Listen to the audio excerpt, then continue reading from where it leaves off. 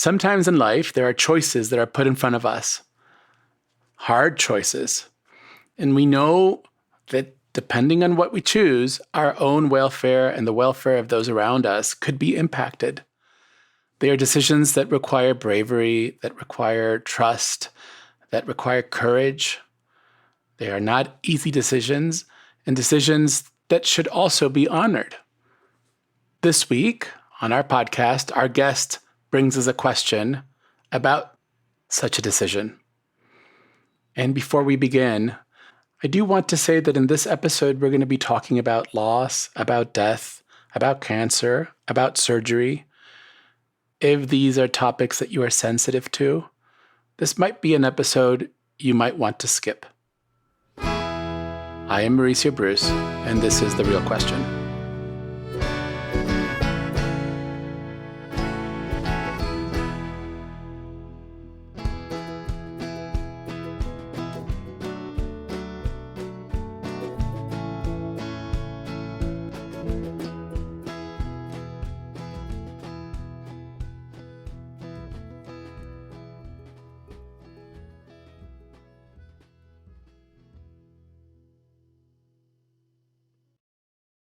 Hi, Elyse. Hi, Mauricio.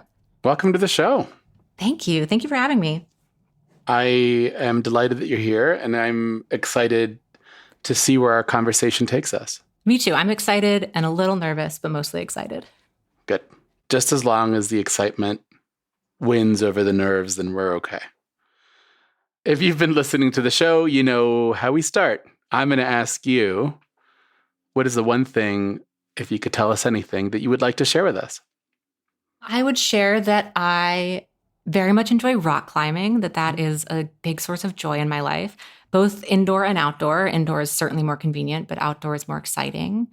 That I recently hit a PR of being able to do 8 pull-ups in a row, which is pretty huge for me. And that I reject the premise of being a dog person or a cat person. I think they're both great, but my lifestyle has me as a cat mom of 2 right now. Okay. Their names are Ferris and Paisley, and they're the best. So that was a lot of interesting things. Thank you. When you said you rejected the idea of being a dog person or a cat person, I thought you were going to put like fish and bird person into the mix. No, I love dogs. I just really like the ability to travel freely. Yeah. And, cats are just lower maintenance, and I would not be a good caretaker of a dog. And so I wouldn't do that to a dog until I can take better care of one. Yep. Okay. I know that you've brought a question for us and that you are excited and nervous to talk about it. So why don't we dig in? Let's dig in. My question is, should I get what I would call a prophylactic mastectomy, what doctors currently like to call a risk-reducing mastectomy, to reduce my risk of getting breast cancer? Okay. Do you want to give me a little bit of background on this? Why are you bringing this question to us today? Where does this come from? Sure. My mom died of breast cancer a few years ago. She had sort of 2 or 3 bouts of it, depending on how you count. And she had this gene mutation, which when she was alive, it was considered what they call a variant of unknown significance. Okay. Which means that they notice that this gene is mutated, but they're not sure what it means. But it has turned out that this particular gene, it's not BRCA1 or 2, the ones people have heard of, it's a different gene, was present in both of my grandparents, which means all of their kids have this gene. Mm-hmm. And so that gave a couple of genetic labs enough data to discern that this is, in fact, a pathogenic cancer-causing gene. So I waited after she died a little while. I wasn't ready to get tested, but I went ahead and got tested pretty recently, and I do, in fact, have the gene mutation. Okay. A little extra detail is that I turned 37 this year, so typically that's considered quite young to do a mastectomy, and I always assumed if I did this, I would wait until I was 45 or so. But 2 weeks after I got my genetic test results, my cousin who shares this gene at 39 got diagnosed with breast cancer. So my timeline has felt expedited quite suddenly. Okay. Thank you for all of this. I am so sorry about your mother. I am so sorry about your cousin. And I want to sort of dig into what all this is creating underneath and how this might result in You called it a prophylactic mastectomy? Yeah, or risk-reducing mastectomy. Yep. Yeah. So I just want to ask something before we go in. Have you already made the decision? Maybe. Since submitting my question to you, I've gotten a lot more information. Okay. And so part of me feels like I know what I'm going to do, but I've received a lot of inputs in the last handful of weeks. Sure. And the opportunity to clear all of that away and pretend like I don't know what I'm going to do and really interrogate the decision feels important to me. And also, in addition to should I, there's also the question of how should I? Should I get reconstruction? Should I not get reconstruction?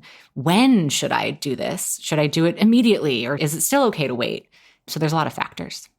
Just, I'm not an expert on the topic, and I have a couple of questions that I think you probably have answers to. And so I'm wondering, you said your cousin was 39 when this gene sort of became active. Is there an age range for which it's usually most dangerous for this gene to activate?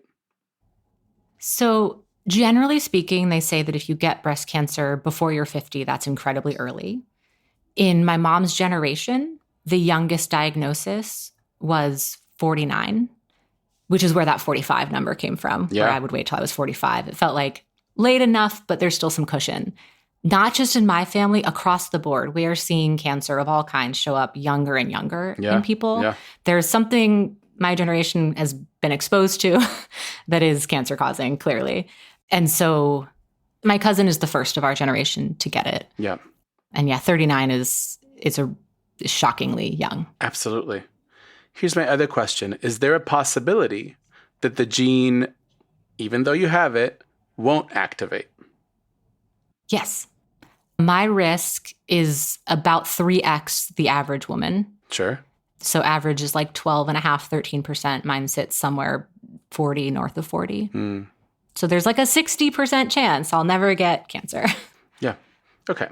So there is a possibility, like you said, a 60% chance, but a 40% chance is a high chance. And, I'm not a statistician, but my mom was one of 4 girls to live to adulthood, and 3 of them have had breast cancer, and 2 of them have died of it. I don't know. I feel like there's no math behind this. It just 40% feels very high. Yeah, I agree. And so before we even go into how, when, what, I just want to know how this sits inside you. How does this possibility, this gene, this possible future, how does that all live inside you? Is this something that you think about daily? Is this something that shows up in your dreams? Is this something that you forget about and then come back to, and it sort of sits like a rock in your chest? Like, how does this gene, this reality, this thing that is in your family, how does it exist within your daily life? So this is something that I've historically thought about and then been able to set aside. Long before I got my official results, a doctor would scoff at this. I just knew in my bones that I had it. I can't explain it. I just knew. And I've always felt like if it was true, I would get a mastectomy. And I think that part of it was because I didn't know, so it wasn't real yet. So it was easy to say that. Also because 45 is still a ways off, So it was something future me could deal with. Once I got the results, I started to think about it more seriously, and I started to imagine it more. I would actually, when I'm sitting in my body, imagine what it might feel like to be flat-chested or to have implants or something like that. And then since my cousin got diagnosed, it's like kind of all I think about. Is there sadness? There's definitely sadness. Like, I feel like if I choose to do this, between the decision and doing it, I need to like formally grieve. But there's also like, it's not quite resentment, but it's something in between like anger and resentment. Like I'm annoyed. I'm annoyed that this gene managed to get, all the way into the bloodstream of my family, that both of my grandparents had this gene. It's just infuriating, I guess. It's out of your control. And it's like in my body. It's like me. Another technical question. If you get the prophylactic mastectomy, how does that change the numbers? I think it reduces the risk by like 90%. I think it reduces the risk by more than that. But basically, they remove as much breast tissue as they can, but it's possible they can leave a cell or two behind, and that's all it takes. So doctors would never say that it's 100, but they're removing the tissue that can get cancer. So I think I would be able to walk through the world not worried about it all the time if I did this surgery.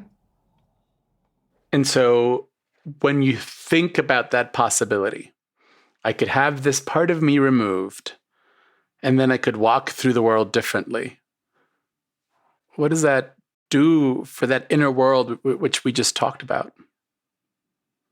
It feels like it could be a relief, like a mental relief, to not feel like I know the thing that's going to eventually kill me.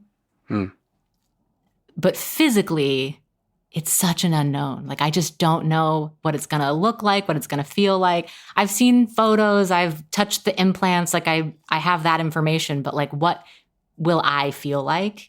And I'm, like I talked about with rock climbing, I'm a very physical person. I like live in my body. And that unknown is really scary. Yeah. If I get a prophylactic mastectomy, I'm afraid that my biggest fear is... I don't even know if it's a fear. I think it's a damn near certainty, is that I will lose sensation in my breasts. Yeah. That one's really hard to swallow. Can you go in a little bit more? You would lose sensation. And what does that mean?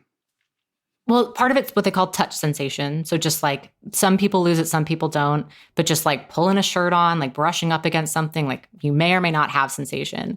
And then the other aspect is erogenous sensation, like whether or not you can feel turned on by someone touching your breasts. Yeah. Yeah, it's a huge part of your sexual life just gone. Yeah. And so it's almost like this is the price that's being asked. There's this thing in me that I need to remove. And if I remove it, I have to give up, or I think I might have to give up. Also, I want all women to do whatever they want. For me personally, I have never really liked the aesthetic of like an implanted breast. Another option is to go flat-chested, which I don't hate the idea of, but I wonder about like how I'll feel proportionate. I don't know if the change in proportions will be troublesome to me. There is a third option where they take some of your own tissue to make a breast, but I nursed my mom through that procedure and learned that while it was for her, it was not for me. Yeah. Oof. Okay. Elyse, thank you for being so vulnerable, for bringing and opening this door for us and for our listeners. And I think you said it, right? Our generation is more cancerous than any other generation. It's a reality that a lot of us will have to deal with. And so you told me you've sort of made a decision. Do you want to talk about that decision, or would you rather not? Yeah, let's talk about it. If I'm not breaking the premise of the podcast. No. I realized a bit ago that I came to you as though the question is, should I get a mastectomy? And so reasonably, the answers are like, yes, get a mastectomy, or no, don't get a mastectomy. If I say no, I'm not going to do it. For people as high risk as me, in addition to an annual mammogram, they also do an annual MRI, and they stagger it by 6 months. So every 6 months, you're getting some screening.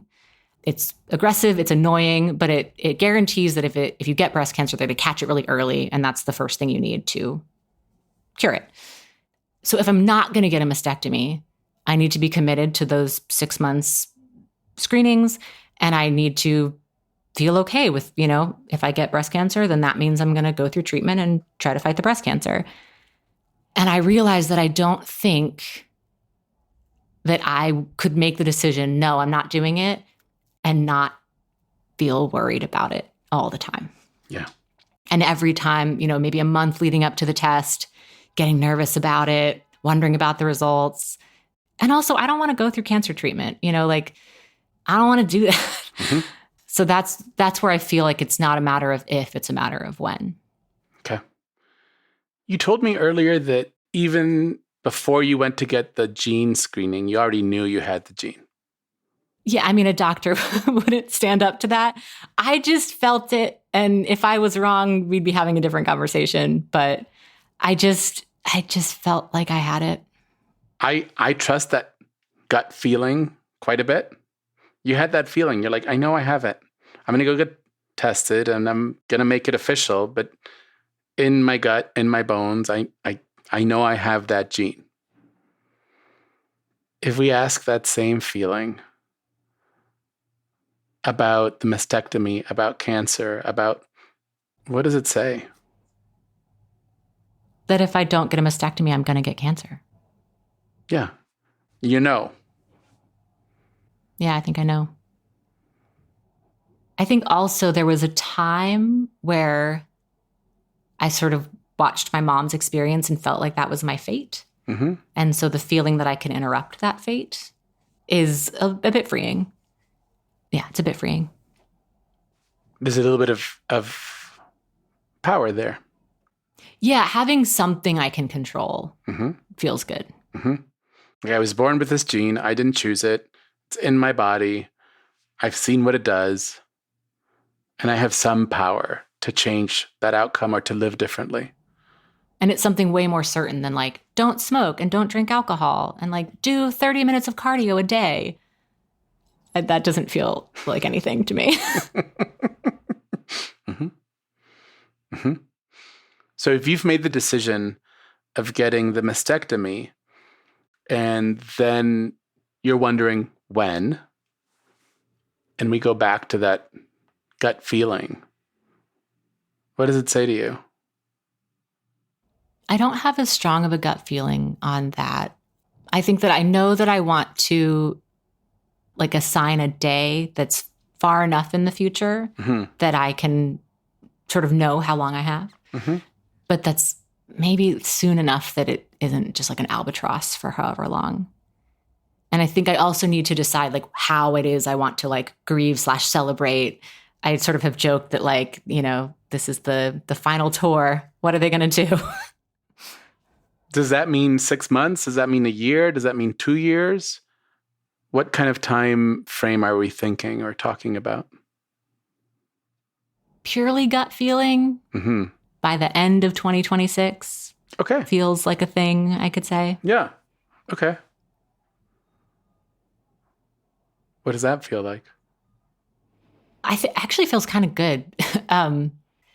The number of unknowns has been staggering. Yeah. And saying something kind of definitive feels kind of good. It gives you a little bit of certainty.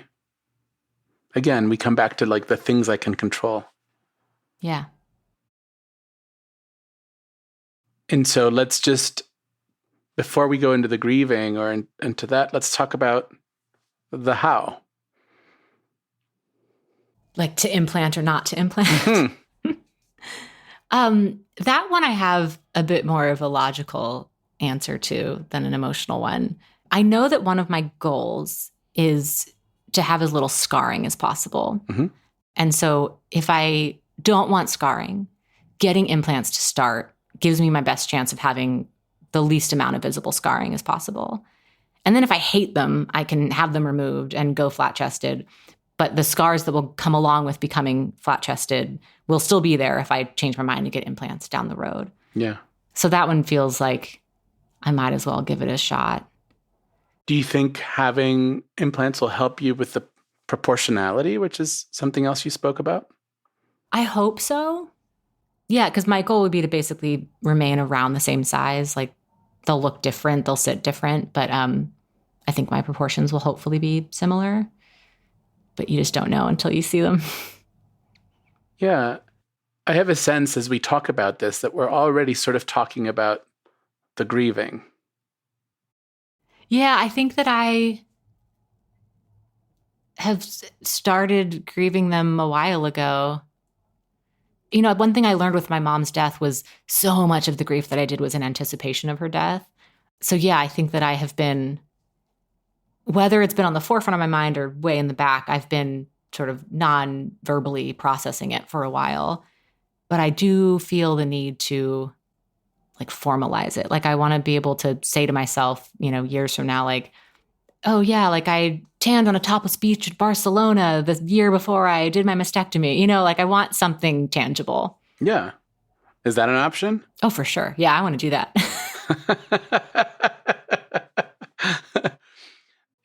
Breasts are so present. They're right at the front of your body. 2 years ago, I had a piece of my intestine removed because it died. And even that, I was still grieving. Like there was a piece of my intestine missing, and you can't see your intestine or feel your intestine, but we grieve parts of ourselves that are taken away.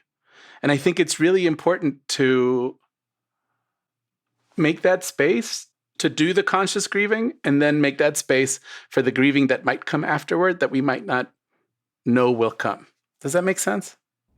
That makes a lot of sense. Yeah. Like you will go to Barcelona, you'll find the perfect beach, you will do the celebratory rituals and the necessary rituals to say goodbye to this part of your body. And then once the surgery happens, also make room for the unplanned grief. And for those spaces where you might go, I didn't realize I was going to miss them this way, or I was going to miss this part of myself this way. Because I think we try to plan, and then there are things that we can't plan that come out of us that are not logical and that are still worthy of space in our life. How do I do that? Yeah.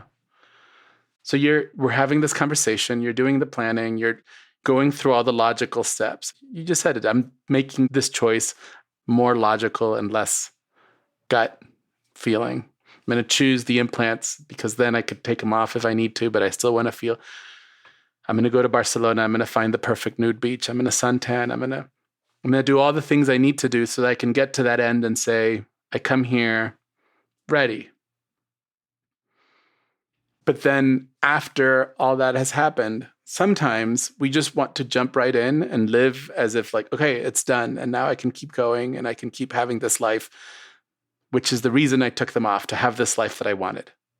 And it's not so one-to-one. Sometimes we need to just leave some space there to just get to know my new body, get to know myself again, get to see who this new Elyse is, who has gone through a process. And that's how you do it. You leave some space. Don't try to just jump in and come out of the door running again. Like I did it and I'm ready to conquer the world. I did it. And now I need to sit and be with myself and get to know myself and get to know this new Elyse that is going to walk in the world. And so just like you're leaving room, let's say, to go to a nude beach in Barcelona, leave some room after to go to that same beach again, but with your new body, to create ritual for the new part, not just for the old part. Yeah, that makes sense. I like that. So there's a goodbye, but there's also a hello on the other side. Yeah, I've definitely been trying to think about like what I'm gaining. And yes, I'm gaining peace of mind. Mm-hmm. I'm also gaining all kinds of hours back. These tests take a long time and they're uncomfortable. Mm-hmm. But just day to day, in my current moment, walking around, I have struggled to think of a positive, but maybe I don't need to. Maybe I can find those afterward. Right. You're naming, I'm going to gain peace of mind. I'm going to gain time in many ways. And I'm going to gain a new body. It's a different body. And to explore and discover that new body, I think, is part of your new life, of the new time that you have. What does this new body feel like? What possibilities does it open? I think those are all really important questions to start to wonder on the other side. Yeah, I have not spent a lot of time in that frame of mind. So when you say that it's important to honor that, I'm thinking it's also important to believe that so that I can honor it. But I can work on that. I think giving myself 1.5 years will help. Right? Like you can't discover them till you're through that door. Yeah. You could imagine all kinds of things, and not until you get on the other side can you really know what's on the other side. We do that all the time. Think like, oh, I know how it's going to be. Yeah, or I know I don't know how it's going to be, but I'm going to pretend I know so I can feel like I'm in control of something. Yeah, exactly. it's not an easy path. And I'm sitting here talking to you, and in the back of my mind, I'm thinking, you make it look easy. I don't think it's easy at all. That's oddly nice to hear. I have spent a lot of time with this question. Mm-hmm. Yeah, so I think you're seeing the product of just a lot of processing. Absolutely. You've done a lot of inner work, a lot of personal work to get here. You know, you said, oh, I'm breaking the show because I don't really come with a question. I've already made a decision. But I think what you're bringing is all of this to the show. Thank you. And not just that, but I feel more certain now than I did coming in. I didn't feel like I had made the decision. I felt like the decision had kind of happened to me. And after this conversation, I feel like I'm making a decision. Yeah, I think that's really important, because if not, you get to the other side and you're angry and you blame whoever, your grandparents, your great-grandparents, the town they came from, whoever you want to blame. And I don't think this is about blame. It's about power. Yeah, I like thinking about it as being about power. I like that narrative a lot. Thank you for bringing us into your world so openly and so freely, and letting us sort of walk with you on this part of your journey. And I think a lot of people listening to this show are going to appreciate your story and the way you've walked your journey so far. Thank you, Mauricio. And if you'll allow us, I would like to speak with you again in a couple of months, see how you're sitting with it, what decisions you've made, you know, just touch base. You're now part of the Real Question community. I would really love that. One of the things that's been so tough about this is that it's a whole new thing I can't talk to my mom about. And it's so intertwined with how we lost her. There's just a lot there. And I have really good friends. I've got good community. I can talk to people. But yeah, there's something about this format that has unlocked something. And I hoped it would. And I'm so pleased that it has. I'm so pleased it has too. Thank you. This has been The Real Question. Our show is funded through our Patreon at patreon.com/realquestionpod. Our May goal to get 300 paid patrons was a success. But that doesn't mean you shouldn't come down and join. And also a note to our patrons. Some of you have been kicked off of Patreon because credit cards have expired. So if you still want to be a patron, and I really hope you do, we have really great perks, then please check your subscriptions. You can also follow us on Instagram and Facebook at Real Question Pod. We're always looking for more guests. So please come to our website, realquestionpod.com, and submit a question. I love questions. I love all the questions that you guys ask. And I want more questions. Come leave them at realquestionpod.com. We love to shout out our BFF tier patrons: Renee Underhill, Amanda Schramm, Christina Igu Brandon, Jackson Paul Keeley. Thank you. We are a Not Sorry production. Our executive producer is Vanessa Zoltan. We are edited and produced by Ariana Nettleman. Music is by Nick Bowl, and we are distributed by Acast. Support for this show comes from the Fetzer Institute. Thank you, Elyse, for joining us today. Thank you for being so vulnerable, for letting us come so closely into your life, for letting us think these decisions through with you, and for leading all of us to think about our own bodies and our own health journeys. And thanks as always to our wonderful team: Julia Argy, Nikki Zoltan, AJ Yaramas, Anissa Ahmed, Danny Langley, Courtney Brown, Casper Turkile, and Stephanie Paulsell. This has been another episode of The Real Question. See you next week with another question and another great conversation.